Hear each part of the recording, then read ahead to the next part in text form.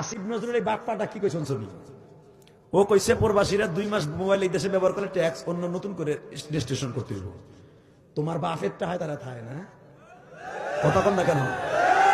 আসিফ নজরুল ভালো হয়ে যাও, তুমি ভাইবো না শেখ হাসিনার এই দেশের মানুষ তারাইছে রাতের অন্ধকারে না দিনের বেলা।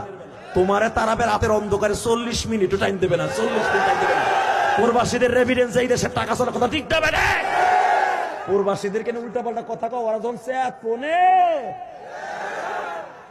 অর্ধেক শেখ হাসিনার পতন হয়েছে প্রবাসীদের কারণে। 1.5 কোটি প্রবাসী আমার বাংলাদেশ থেকে রেমিডেন্স পাঠায় প্রতি মাসে, হাজার হাজার বিলিয়ন কোটি টাকা ব্যাংকে পাঠায় না, হুন্ডির মাধ্যমে পাঠায় না, ব্যাংকে পাঠায়।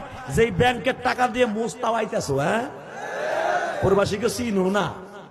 প্রবাসীরা যখন মনে গাছি বসকালে কোন দিক যাবা ঠিকও পাইবা না।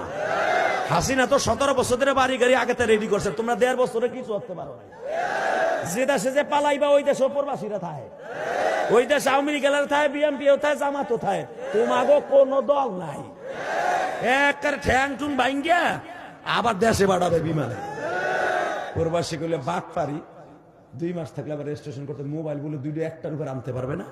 প্রবাসীরা মোবাইলে 1 ডজন আনবে, গুন্ডে দেবে, বাইক ডেরা দেবে। এত বছর পরে প্রবাসী আইবো একটা মোবাইল লিয়া ও ধুলে আইবো লাউ।